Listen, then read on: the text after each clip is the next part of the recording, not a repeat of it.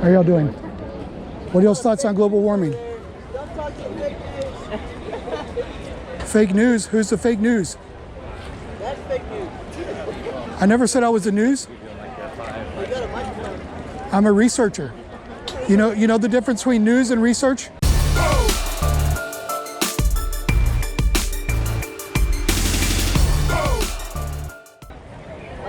That's fake, but no fake. You want to tell me why it's fake?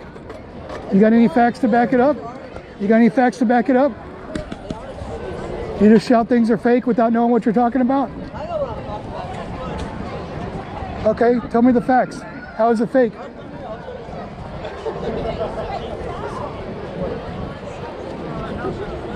Go ahead, show me here. Show me what here is not a fact. Yeah, don't waste your time with facts. That's what I thought.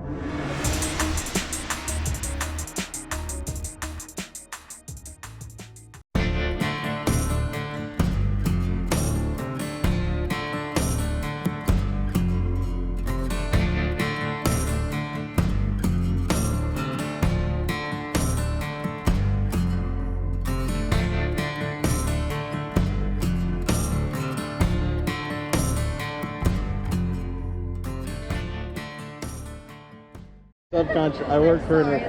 I work in an oil and gas industry.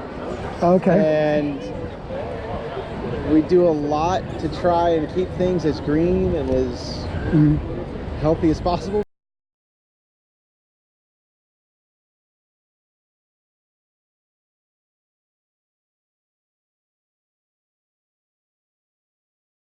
There is such a thing as climate change. Not a lot of people are still worried and still talking about why. And I try and tell people that I work with a lot and that I'm friends with, we'll deal with the why later. Let's just all agree that there is an issue that needs to be dealt with. I think that there is no one quick fix. I don't think we can say, hey, all electric cars and we're good. I think it's a much, much bigger problem than that. That's going to take everybody being extremely conscientious about not only their carbon footprint, but whether they recycle or not. I mean, yeah, you can use single-use plastics, but for God's sakes, recycle them. Don't just throw them in the trash. You can vote however you want on things, but if you're not doing your part to take care of what we've got, it's every little bitty thing that we do has a knock-on effect. So. All right, let me ask you a question. Have you heard of the Paris Climate Accord? Yes, I have. All right. Were you supportive of the Paris Climate Accord? The vast majority of it, yes. It was disheartening to see certain political leaders handle that information the way they have. Were you disappointed when Trump pulled us out of the Paris Climate Accord? Yes. Did you think he had any good reasons for it? I don't think there's ever a good reason that anybody can give to not try and better the environment for our kids. What about this new Republican green conversion plan that they're going to unleash in 2020 to try to win voters? This is some of the things, but I've done some research and looked at it. You can see some similarities in it, right? First of all, 200 nation coalition. Every 5 years they meet, reevaluate their standards and make sure everybody's meeting the, projected emission reduction, right? Okay. It'll reduce global temps 1/10 of a degree in 30 years, 1/2 a degree in 90 years. It'll use something similar to the Green Climate Fund to help vulnerable countries recover from natural disasters. It'll spur a global transition to wind, solar, geothermal, and hydrothermal power. So it sounds great, sounds good, but here's some of the problems. First of all, it's going to cost $5 trillion. That's $167 billion per year for 30 years, right? Solar and wind are expensive, very expensive. They're weather dependent, right? Yeah. And they require vast amounts of lands to set up the wind farms and the solar panel farms and all that, right? Geothermal, hydro power are dependent on location. If you're not next to a geothermal energy source, you're not going to get it, right? Clean energy technology requires certain materials that aren't always in supply, so it can become very expensive. Requires a lot of technology to implement and maintain, skilled people to maintain it. In 100 years, it won't even come close, because experts involved in the Paris Climate Accord estimate that we're going to be at 2.7 to 3 degrees Celsius within the next 100 years, which is catastrophic. Oh yeah. Bringing us down half a degree in 90 years isn't going to cut it. Plus, everybody's energy is going to go up 13 to 20%. That's about $20,000 loss of income per family over 20 years. And the U.S. has already dropped emissions 12% in the past 15 years. So if Republicans came up with this plan, even though it's similar to Paris Climate Accord, would you support that? I'd have to do more research. This is what you've given me has made me want to go and investigate it much more in depthly, but I can't give you a pure answer. Do you think this could have been a much better thought out? I think yes, things could be much better thought out. You can always have better plans. What if I told you that all the world's leading scientists were consulted, the United Nations was consulted, everybody got together to come up with this plan right here, and when you look at it, do you really think that's the best that we can do? Probably not. Would it be a shock to you if I told you this is actually the Paris Climate Accord? And all the facts below are all the reasons why Trump had pulled us out of it? Not necessarily, no.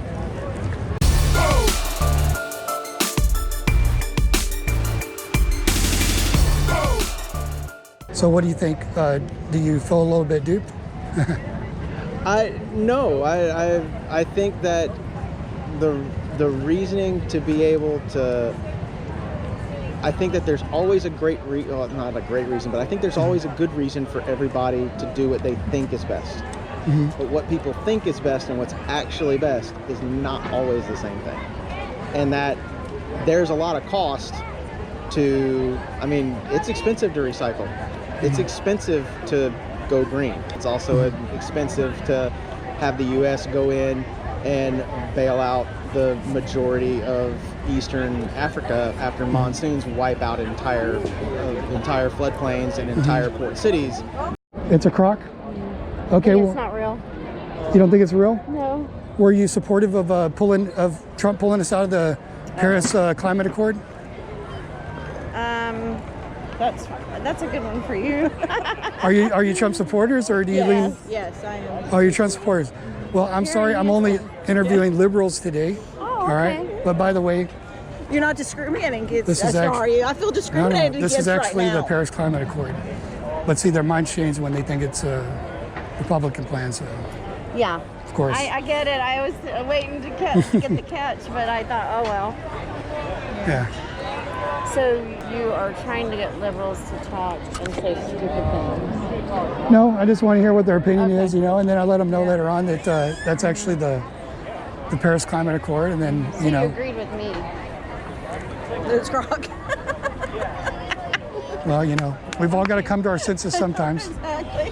Have a good day. Democrats had the Paris Climate Accord, very upset when Trump pulled us out of it, when President Trump pulled us out of it. So Republicans have been talking about a 2020 clean conversion plan, similar to the Paris Climate Accord. And these are some of the facts I found out about it. 200 nation coalition, periodic 5-year emission standards, reevaluation summit. Make sure we're meeting, we need to meet if we need to raise standards to push harder. They contribute to other nations to help, them convert to clean energy, right? In 30 years, we'll be able to reduce 1/10 of a degree. And in 90 years, half a degree. Green Climate Fund to help vulnerable countries recover from natural disasters. And it'll spur global transition to wind, solar, geothermal, and hydropower energy sources. Sounds great, right? Well, everything sounds okay. So what is the... Well, these are the drawbacks here. It's going to cost $5 trillion. That's $167 billion a year for 30 years. Well, climate change is going to cost way more than that, so that's worth the investment. Okay. Solar and wind are extremely expensive. They're weather dependent. That's very dependent on where you put it in. They require vast amounts of land for wind farms and solar panels. That's why I got nuclear too. That's fine. And where they're going to get that, We're going to get what? Well, you heard of Fukushima, right?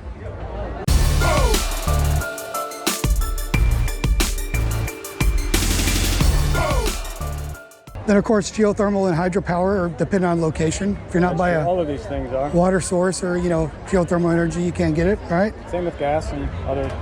Now, the problem is clean energy technology requires certain materials, which are not always easy to get, costly, depends on the supply of the materials, right? It's costly to maintain, and it requires skilled operators. Again, that all depends. Skilled operators means jobs, so okay. But we need skilled operators for any power plant. I mean, as opposed to shoveling coal.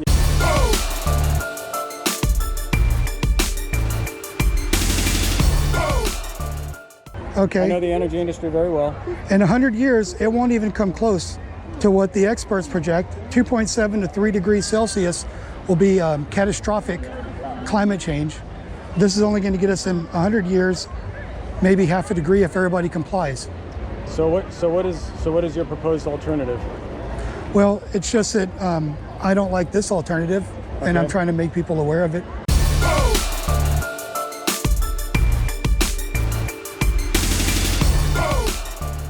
I don't know enough about this to have a strong opinion, but Have you heard of the Paris Climate Accord?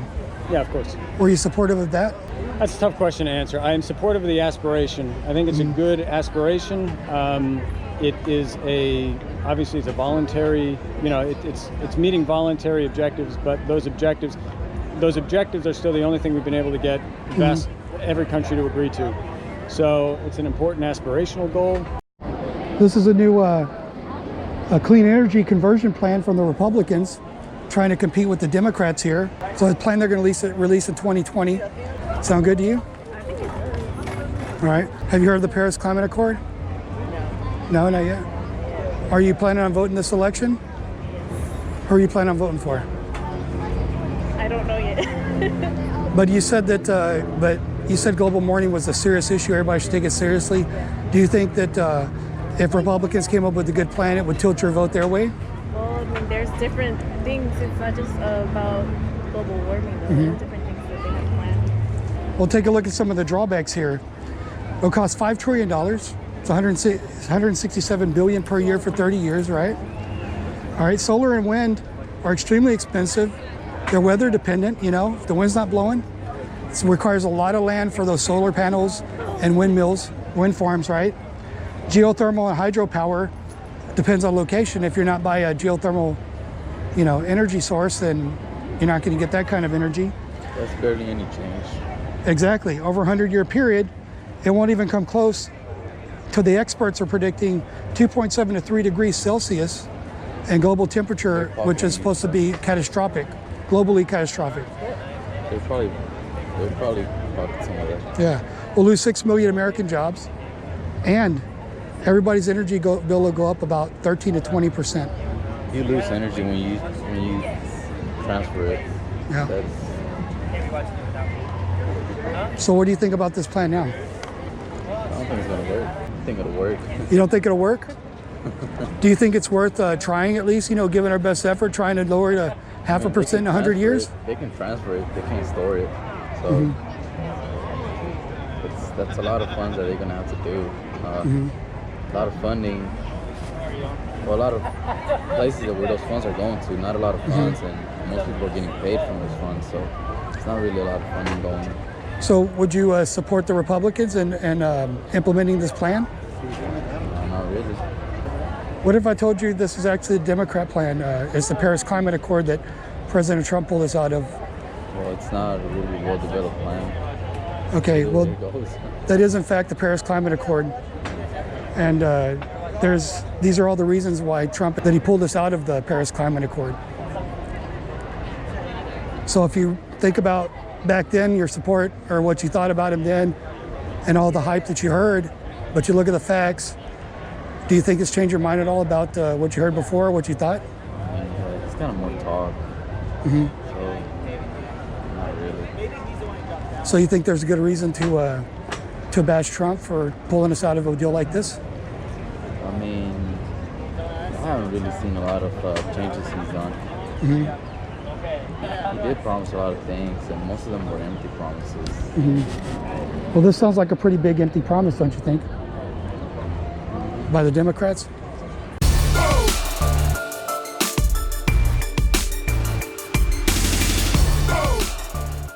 By the way, the U.S. has already dropped emissions 12% in the past 15 years since Bush took office. So, That's pretty good. who do you think has the highest emissions in the world? Which country? This country. This country. The United States? Actually, it's China. In fact, China has twice the emissions of the United States.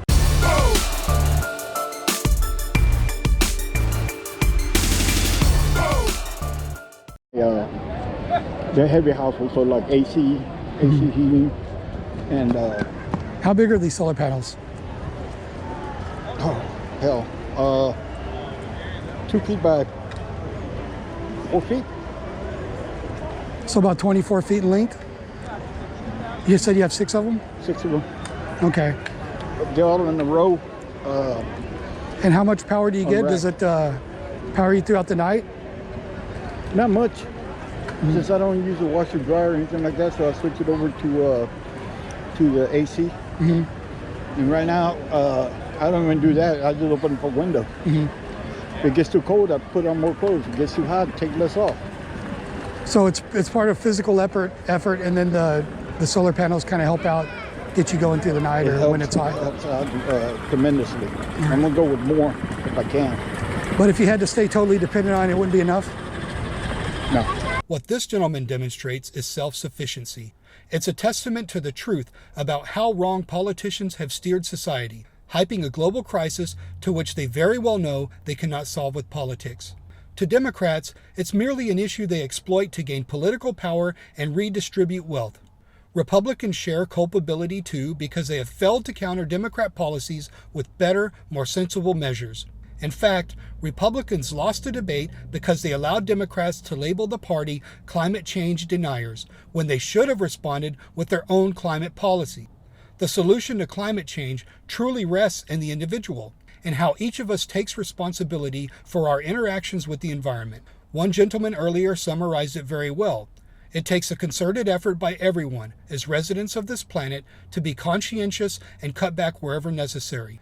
Better for the individual to manage themselves than for the government, controlled by a ruling class elite, to dictate everything.